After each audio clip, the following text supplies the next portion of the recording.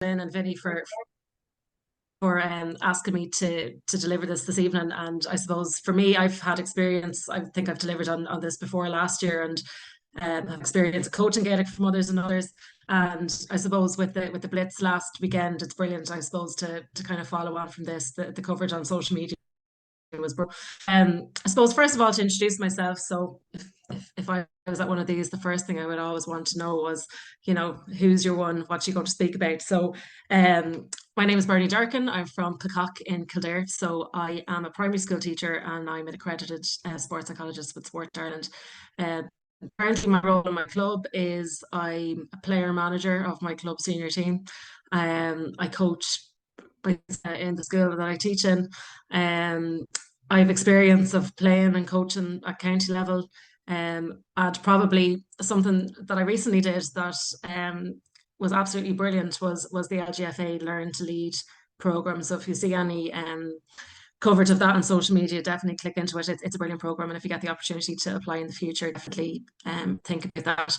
And I suppose for me, what I'd love to say about the LGFA is, and the idea is probably something I always back to. It's where most of my best friendships have been formed. It's what I do in my spare time, and any opportunity I get, to promote the LGFA or work with the LGFA, I definitely grasp. So it's very exciting that you are all on that LGFA journey too, as part of the Gaelic4Mothers&Others Programme. So I'm just going to get into it now. So I suppose the title of this evening is Developing Resilience. And resilience is, typically a word you hear all the time in the media, in the newspapers. I suppose with the Rugby World Cup going on, you hear it all the time, what teams have the best resilience. And a lot of what I'm going to speak about tonight is probably going to be in a sporting context, and I'll try and apply it to everyday life, because that's what you're experiencing.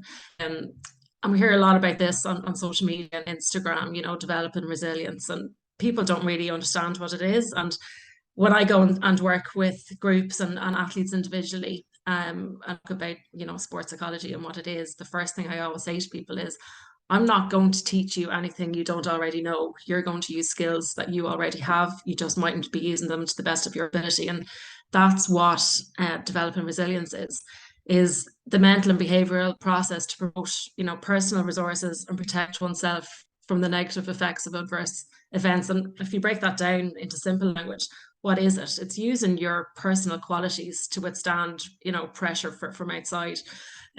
Developing a skill set to cope with, trauma, adversity, hardship. And I know those words like trauma and adversity, seem really, really severe, but essentially what resilience is developing skills that you already have. As humans, we're wired to, run away from pressure, stay comfortable, avoid any sort of failure.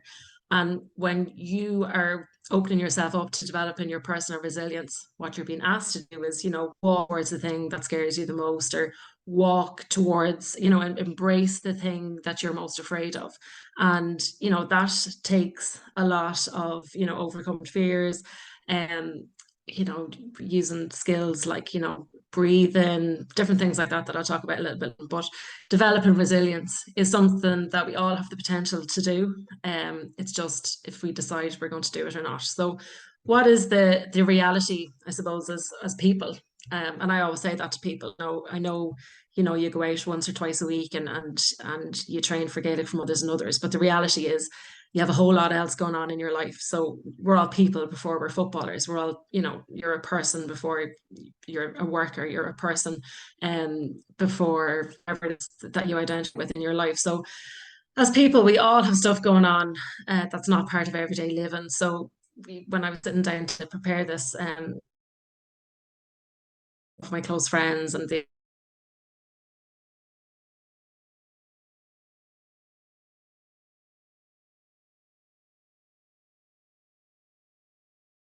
family members, being a carer, worrying about children, just having children and making sure that they're safe, financial struggles, typical things like, interest rates going up all of the time. All of this stuff has a massive impact on us in our day-to-day life.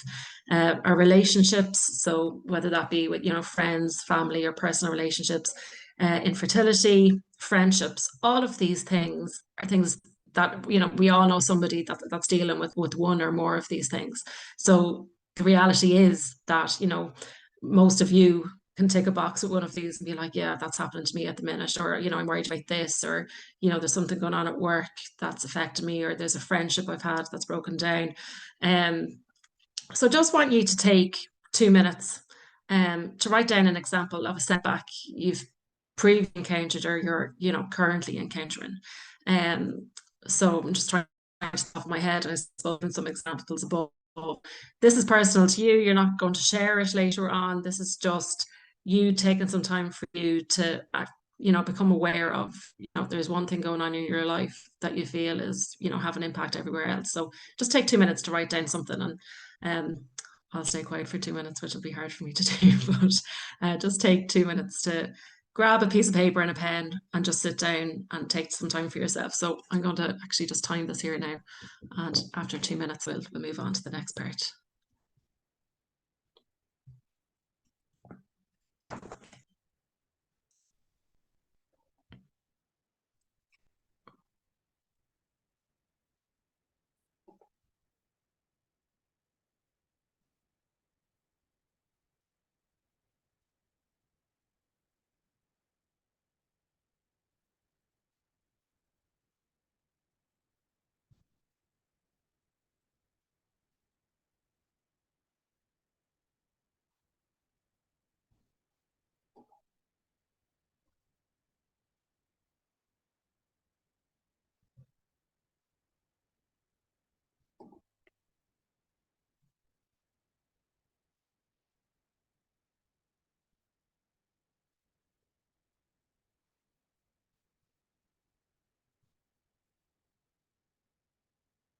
So hopefully by now everybody has had a chance to grab a piece of paper and a pen and jot it down. And it doesn't need to be in great detail, something that's going on with you at the minute or previously. That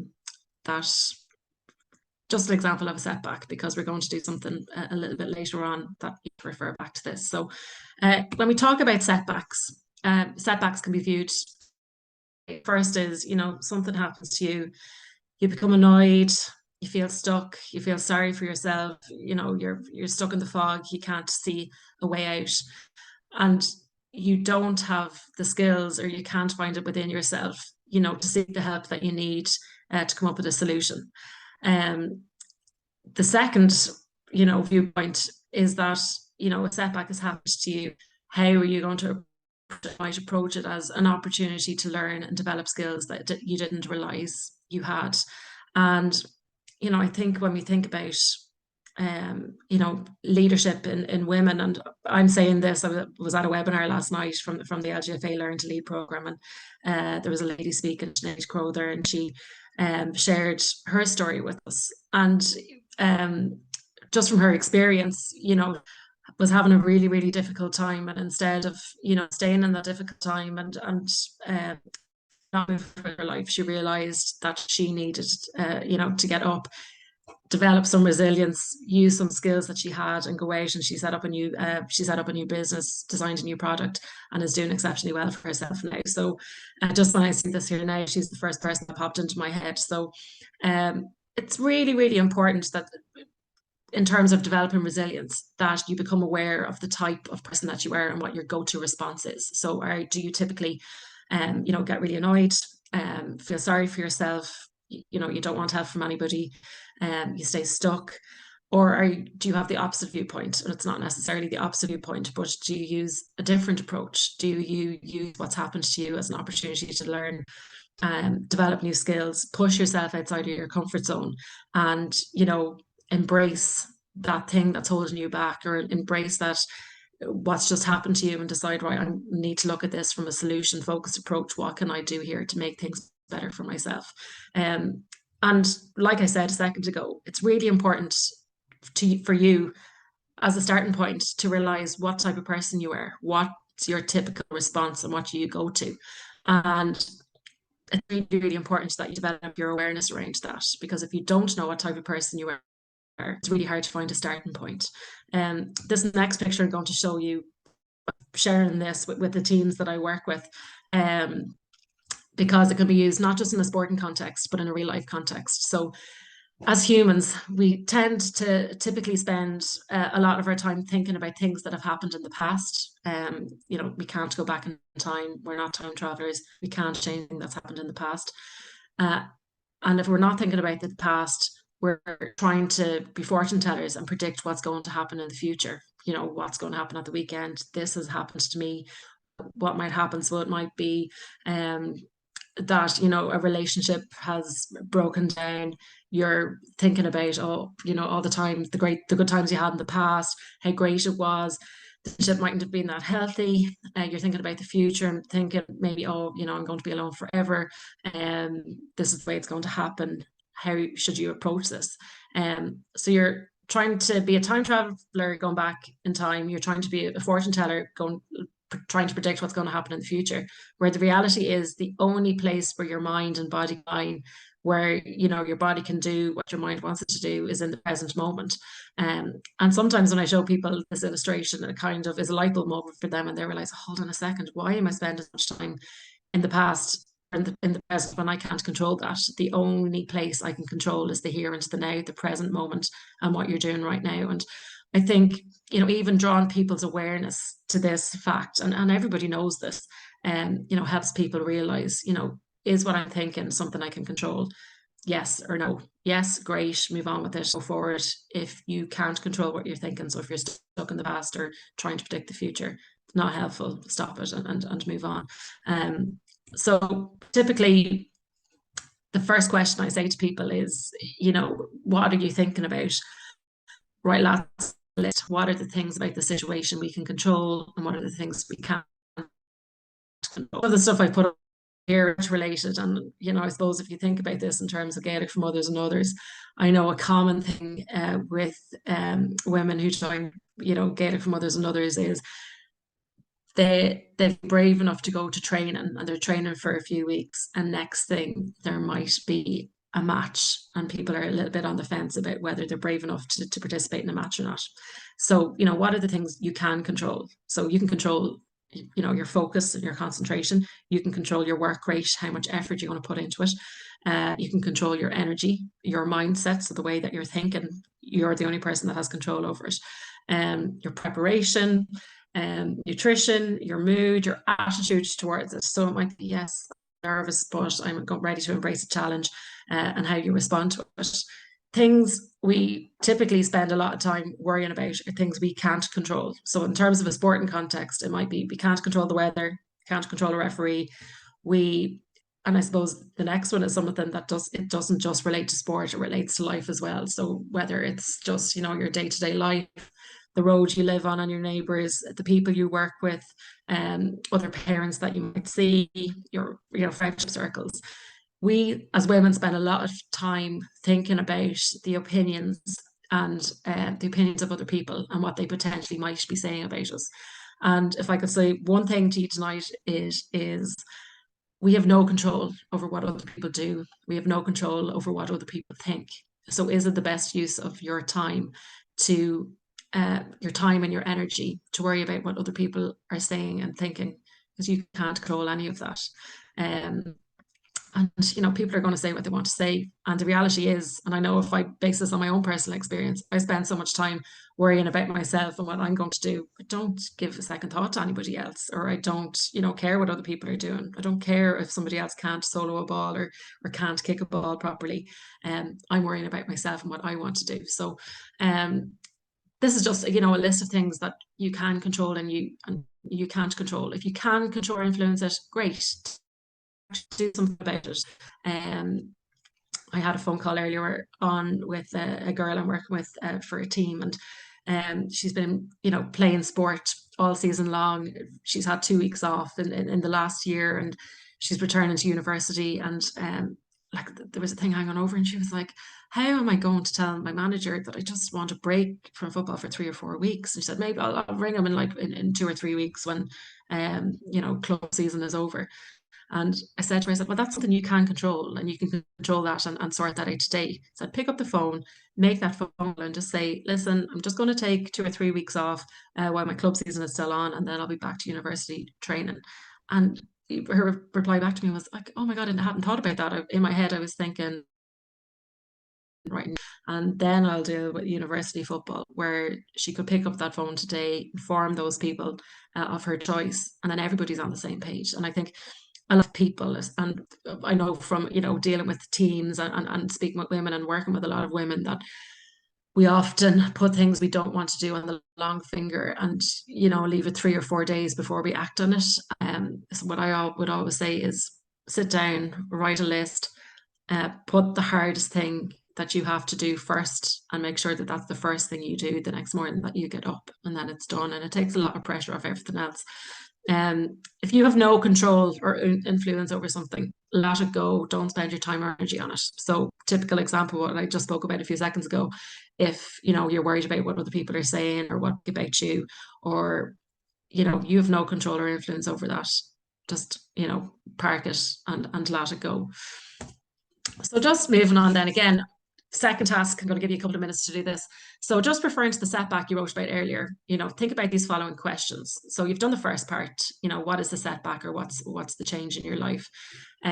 What control and what elements could you not control?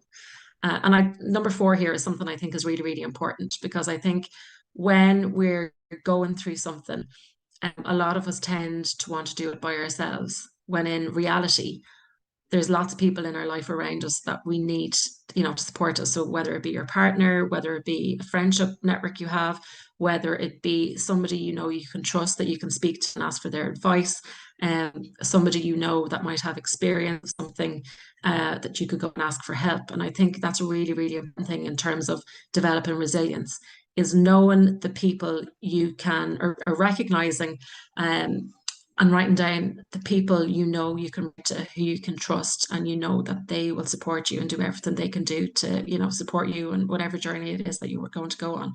And the learning. So very often, things happen to us and we don't take time to stop and reflect on what's happened. I'm big on, I always say, let's deal in facts and work in solutions. So what are the learnings you can take from your experience to help you in the future? If that setback was to happen again, is there anything you would do differently? And I think because our lives are so busy, we never really take the time to take a minute to sit down, reflect on the hard thing you've come through, and figure out, right, if this was going to happen to me again, this is what I'd do. So I'm going to give you 2 or 3 minutes, and I know the 2 or 3 minutes goes by really, really quickly. So it's 2021 now, so I'll give you until 2020 for 2025, just to sit down and jot down a few things for yourself while you have a couple of minutes. And if anybody has any questions, feel free to ask me if you're not sure about what the task is. I can't talk to you, Bernie, because I'm here writing my answers too. Yeah, if anyone has any questions throughout it, please feel free to put them in the Q&A or in the chat, and I'll get them to Bernie, no problem.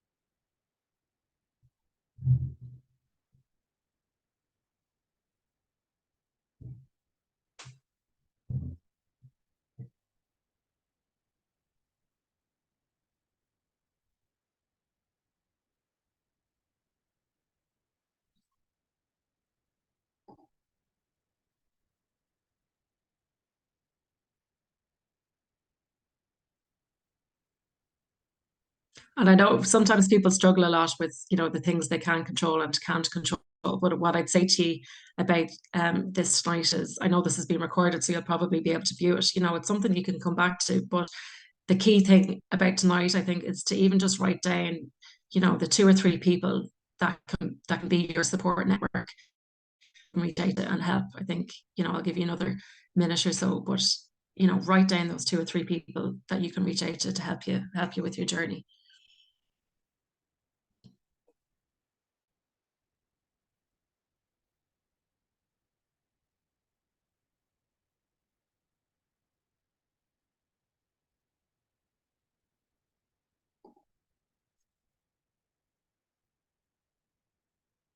Okay, so just going to move on. So when I was designing these tasks, I suppose last week, I was trying to think of an example in my head. So, for example, you're new to Gaelic4Mothers and Other training, you're finding it difficult to do the solo, and I'm talking about the solo because I know as a coach developer, and this is always the question that I'm asked by coaches. Typically, a lot of the new underage coaches are people like yourselves who started off at Gaelic4Mothers&Others training and have been roped into coach, the nursery or the under sevens or under eights. And what they say to me is, like, Bernie, I have never played football. No one has ever taught me to do a solo. Can you help me? So, what are the things you can control? So, the things you can control is your attitude and your effort and your example. And I always say to people, you don't necessarily, have to be, if you're a coach, have to be the person to demonstrate a solo. Find somebody who can do a solo, and that's who you learn from. So things you can control. Again, number one, I always say, who are the people you can ask for help? Things you can control, your attitude and your effort. So it might be, right, I'm going to go to training for 6 weeks in a row, but outside of training, I'm going to find 2 or 3 times in the week where I can ask somebody to help me work on my soloing skills. Things you can't control. So you can't control your experience to date. In an area you could have played, LGFA when you were a child. You can't control your experience to date. And then solution focused. Who could I ask for help? And sometimes it's as simple as that. So I always say, if you encounter a problem, the first question you should hear, and how can I reach out to them? Another example, Gaelic4Mothers&Others training is on tonight or tomorrow night with Storm Agnes coming. Lash and rain outside now. It's the only chance in the week where you get an hour out of the house. It's the time you've reserved for yourself in that hour. So things you can control. You can control your commitment. So, you mightn't be motivated to go outside in the lash and rain, but you've committed to doing something. So you need to go. Something that will help you with that is if you know you have 3 or 4 friends going, you don't want to let them down. So always make sure you reach out to people and say, are you going training? Well, I can't let them down, so I'm going to go myself. There's that saying my dad always says, there's no such thing as bad, it's just bad clothes. So what can you control? You can control, what you're going to wear, things like that. Well, you can't control the weather forecast. You can't control if the pitches are going to be closed or not. What you can control is deciding, right, this is my hour I've set aside, to go out and be physically active. So, if the pitches are closed, maybe you can still go for a walk with the crew or, reaching out to other people. You could be that leader that ensures that you all still get that hour that you set aside in the week to make sure that you've time for yourselves. Because it's really, really easy to say no. And it, takes pushing yourself outside of your comfort zone and, embracing the rain to make sure that you get out and have that that you've dedicated to yourself each week. So I'm going to ask you to do another task now. So my timeline on my social media last week was flooded with lots of love images and videos from Gaelic4Mothers&Others tournament last weekend. And this hashtag really stood out to me, hashtag my reason why. And I think in anything you do, whether it's work or life or, family life or playing Gaelic4Mothers, it's really, really important that you know your reasons for playing. So this is actually a picture of me with my club mates. So I'm heading towards retirement, but everyone's leaving the country, so I still have to keep playing. But my reasons why are friendship, giving back to my community, just women in sport. It's huge at the minute. Fun and enjoyment is probably the main thing. And just to be challenged. So I just want you to take, a minute to write down your reason from others and others participant. So why do you play Gaelic? Why did you get involved? When you think about Gaelic4Mothers&Others, what does it mean for you? And again, this is just something for you and just something to remind yourself that it's really, really important that you do something for you, regardless of anything else going on in your life. So I'll just give you a minute to write down your reasons, your reason why.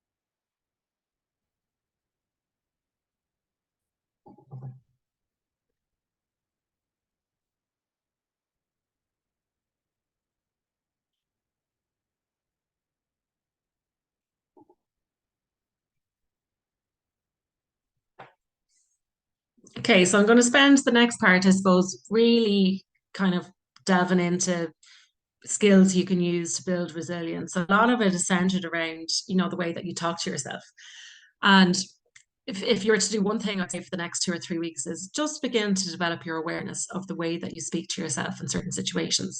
And maybe it might be that you just take your Gaelic4Mothers&Others session and really listen to yourself and how you speak to yourself. When I work with athletes one to one, usually they come to me and this is often the place that we start, and I say to them, I just want you to go away and keep a diary for 2 or 3 weeks, and I want you to write down some examples of some of the things you say to yourself during training, and be really, really honest. I don't want you to change anything, and come back to me in 2 or 3 weeks. And when they come back to me and we look through their journal together, I always say to them, is there anything that you've noticed? And I would say 80% of the athletes that I work with say to me, I am just so horrible to myself. You've this negative voice in your head all of the time. That's going to wear you down.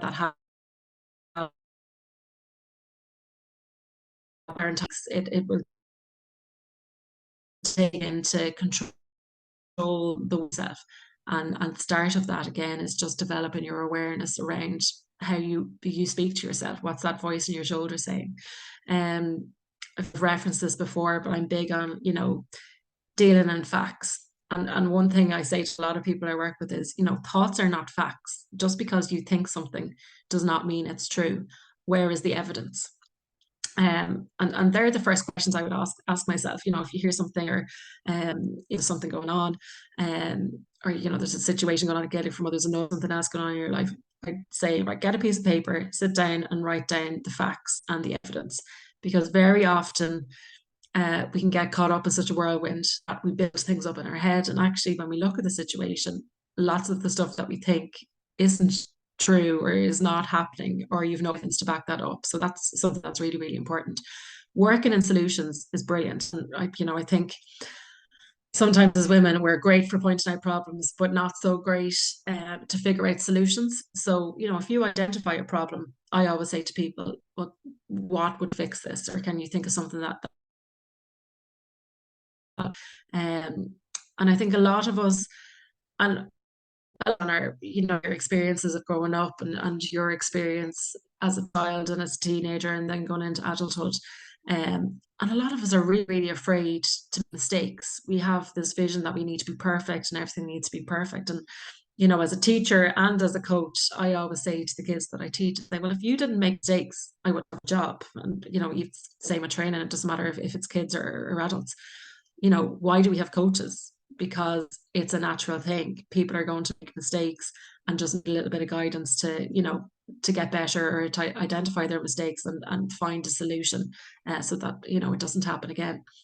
Acceptance is such a great word. And I think sometimes a lot of us don't want to accept that it's okay to feel a certain way, or, I just went not be having a good day. And sometimes you just need to accept, right, I'm not having a good day. I just need to, see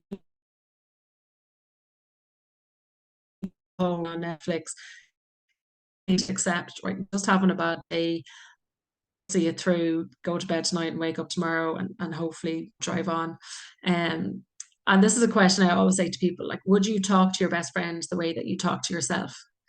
And even just doing that little activity of, just writing down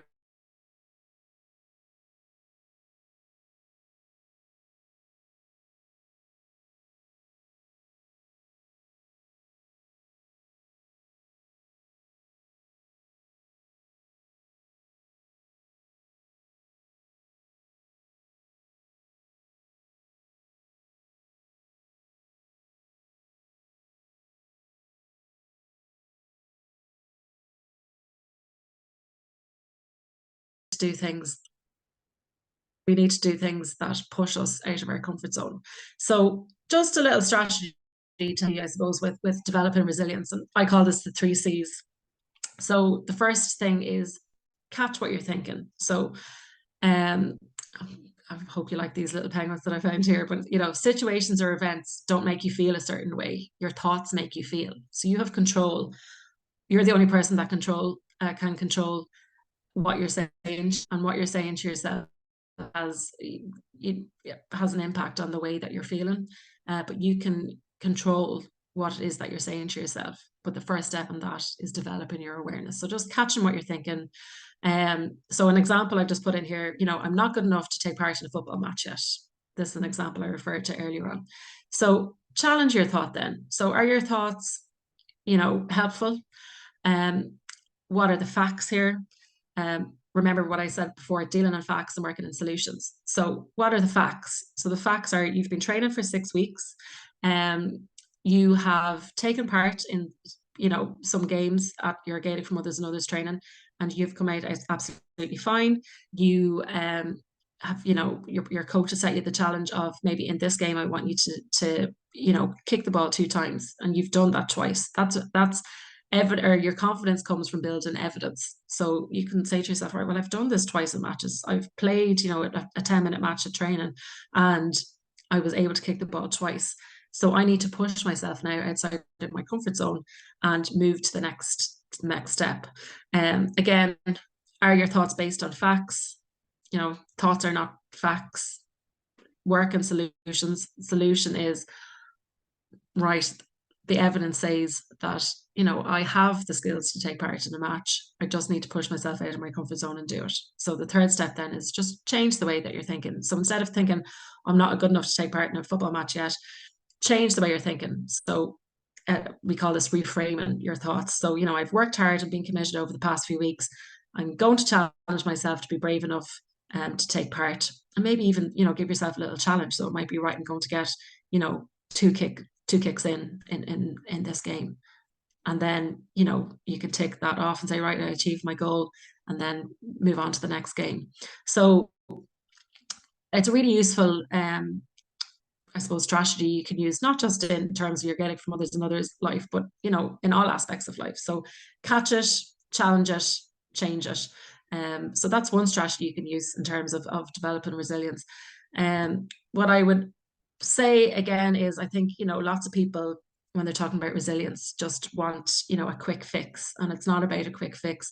It's about being committed and being consistent. So I just think the best place to start is becoming aware of the way that you talk to yourself.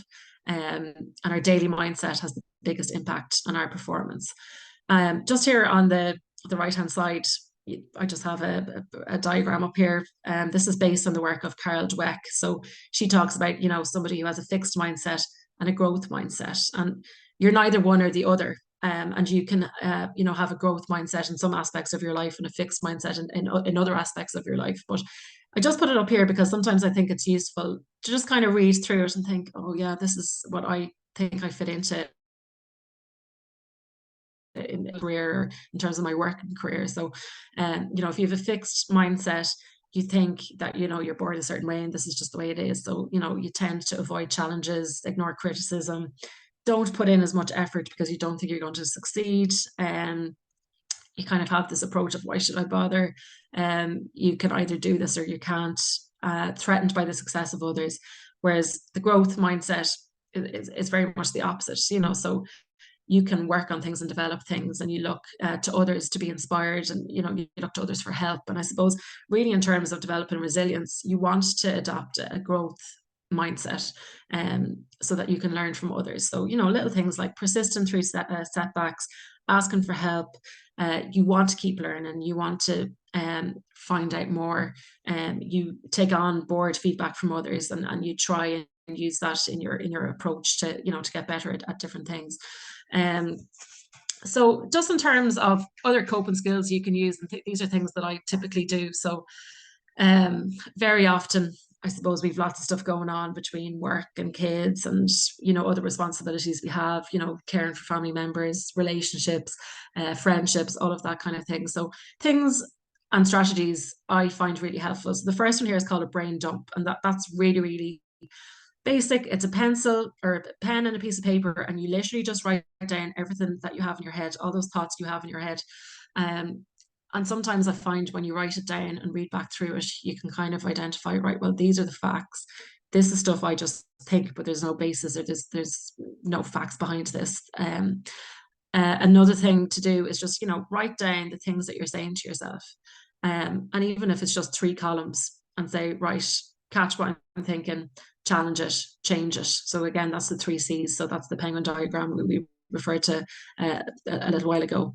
A WhatsApp vent. So I'm sure if you're like me, you'll have a million WhatsApp groups. But I actually have a WhatsApp group and I'm the only person in it. And very often I use it just, to send myself reminders to do things. So people either have, WhatsApp, or you might use the notes app in your phone. And sometimes if I'm in the car and I want to give out about something, I send myself like a WhatsApp voice message just to get everything out. I sleep on it and then I listen back to the next day. And sometimes you could be like, God, I just was acting off emotion there. And very often when, you feel under stress and you feel under pressure, the part of your brain that lets you think rationally is overpowered by, the part of your brain where your emotions are coming from, and it's really, really hard to think clearly. It's like you're caught in the fog.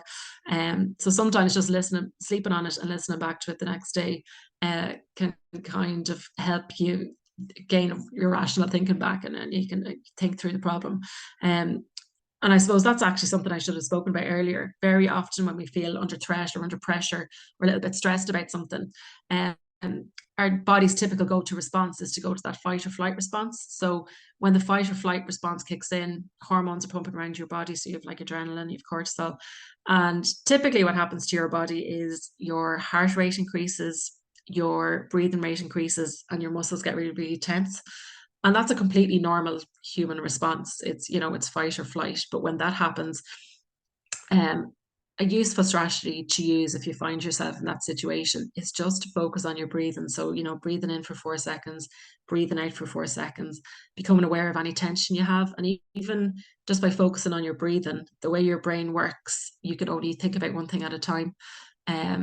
So it's just a useful strategy to use so that you can focus on your kind of easier to think rationally about things.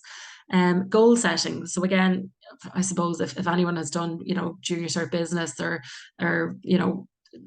most people have done something where you've had to set a SMART goal. So a SMART goal means your goal has to be specific, um, it has to be measurable, it has to be attainable, it has to be realistic, and you set yourself, a time to complete that goal in. And something I always add in as well, I always say, who are the people that can help you achieve those goals? Because I feel like you really need a social network around you to help you achieve goals. Dealing in solutions. So, if you have a problem or there's something going on, thinking, how can I solve this problem? Who are the people around me that can help me solve this problem? So just dealing in solutions. Journaling. So again, that kind of goes back to the brain jump, but a lot of people like the consistency of being like, right, I'm going to journal for 5 minutes every day, and just even writing down one thing you learned about yourself every day, or recognizing and raising your awareness around your habits and your go-to responses to, I suppose, when you feel pressure or stress, or you encounter a problem. It just helps you become aware of who you are as a person. And again, just again, reminding yourself of your reason why. And I suppose that's why I threw in that task in the middle of this. What's your reason why? What's your reason that you play Gaelic4Mothers&Others?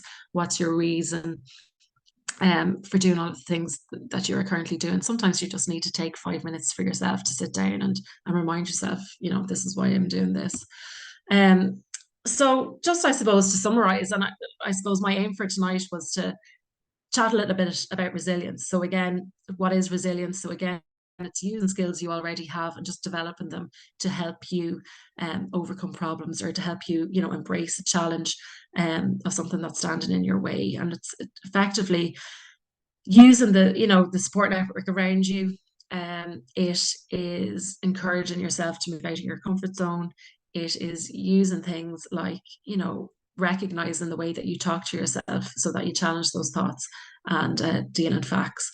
And I suppose if you were to take one thing from tonight, it's to really become aware of the way that you talk to yourself, and try and break that habit, challenge it, and change those thoughts, reframe those thoughts to a more helpful way of thinking. Your concentration and focus is something only you have control over, and it's something you can work on. So you can work on your concentration and focus. Self-talk, again, that's the way that you talk to yourself. You have control over your voice and the message that it communicates. So that's really, really important. set goals, reflect and evaluate on them, deal in solutions, identify your support network. I know I'm beginning to sound like a broken record now, but I can't emphasize enough the importance of, you know, having that support network around you. Communication is huge. So very often when I work with teams, or even sometimes in my school environment when I'm dealing with children, and there might be a bit of conflict, communication is often the biggest issue. So, you know, a lot of people think, you know, I can't communicate. And then you watch them in their environment and they don't know how to listen. And so active listening is something that is so powerful and so important. And even as a person, you know, if you want to go and talk to somebody, it's really, really important that you feel listened to too. And listening is a skill that's really, really hard to develop, because we all kind of have this inner Irish mammy where we want to fix everyone's problems and we're not actually listening. We're constantly trying to think, how can we fix this? How can we fix this? When sometimes the person speaking might just need to be heard. And your environment around you as well is so important. And again, that refers back to me saying, you know, think about the people that you have around you, people that will, you know, challenge you to be your best, but will support you to get there. That's crucial.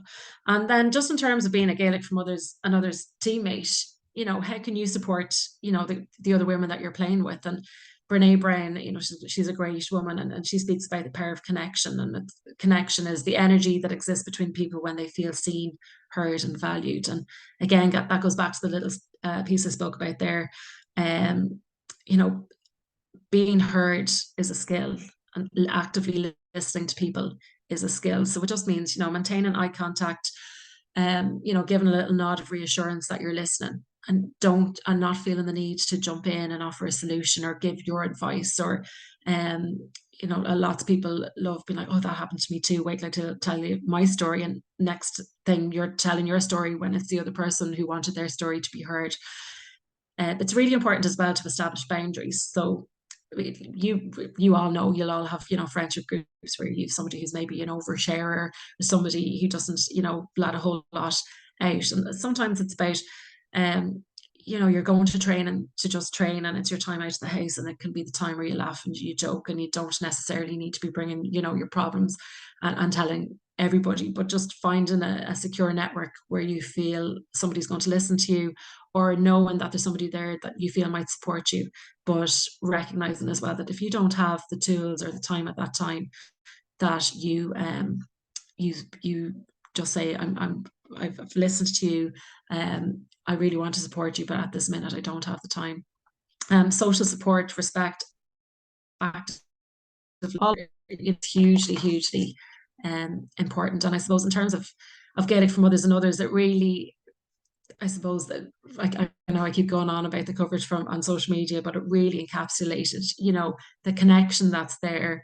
You know, doing something for yourselves, having something for women in your community, and, you know, the friendships that grow out of that, both on and off the pitch, it's brilliant to see. So, Lynn, I'm going to wrap it up there. I don't know if anybody has any questions that they want to ask me, or Brilliant, yes, Bernie. And if anyone has any questions, feel free to fire them in the chat there, and I can keep an eye on it for a second while Bernie's doing a little bit of wrap up in case there's any questions.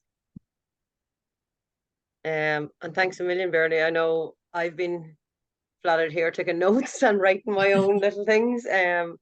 But it's there's nobody that can't say they can't think of an instance or something in their lives that they couldn't work through those points with. I think that's really important. And your last slide is really important. As you said, when you look at social media and everything else, like, the big thing was, I suppose, how supporting each other is helping every woman involved in Gaelic4Mothers to build that resilience and bring a network around them at different times of their lives. So that's really, really important. Yeah, and I think you can really see the power of that with Gaelic4Mothers&Others, Lynn. Like, just all those videos that have been circulating on social media over the last week or two, like, you can really see, you know, how much those women mean to each other. And, you know, they are their social support network. And, you know, if there is stuff going on with their kids, or, you know, if, you know, a lot of women maybe, you know, living by themselves, and, you know, going for that hour a week is the only time outside of work where they see other people. And it's, you know, it's brilliant to have something like that in the LGFA community. I think it's brilliant that, you know, and the majority of clubs throughout the country are, you know, or have a Gaelic4Mothers&Others club, or are in the process of setting one up. So it's brilliant to see. Yeah, it certainly is going through rapid growth to over 500 clubs at the minute. So we might that slide on coping was one that was resonating with me as we went through these, but no, it's good. It's great. I think you've answered everybody's questions, which is good. People just saying thanks a million for your knowledge and expertise you've given us tonight. I know you said at the start about kind of loving giving stuff back, but I know the amount you have given to us and continue to is unbelievable, and it's great to have expertise within our sport to be able to share with people in our sport, because you have a real understanding of what Gaelic4Mothers is and what all the sports are. So we really appreciate your time tonight. Another webinar in the series of Gaelic4Mothers, and I've no doubt we'll have you back again for other stuff, even though I think you'll be saying I'm not answering that phone anymore. But no, we really appreciate the time, Bernie. So thank you very much. No bother at all, Lynn. Good night, everyone. Now.